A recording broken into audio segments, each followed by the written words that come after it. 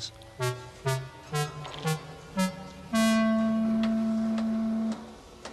At last he saw a smart little green engine with 4 wheels. That's the one, he thought. If I choose you, will you work hard? Oh, sir. Yes, sir.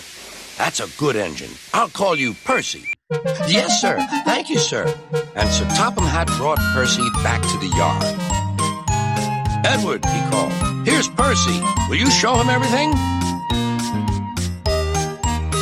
Percy soon learned what he had to do, and they had a happy afternoon.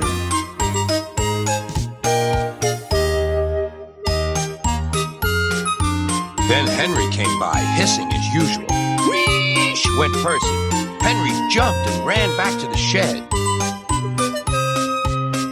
How beautifully you wheeshed him, laughed Edward. I can't wheesh like that. Oh, said Percy, that's nothing. You should hear them in the workshop. You have to wheesh loudly to make yourself heard.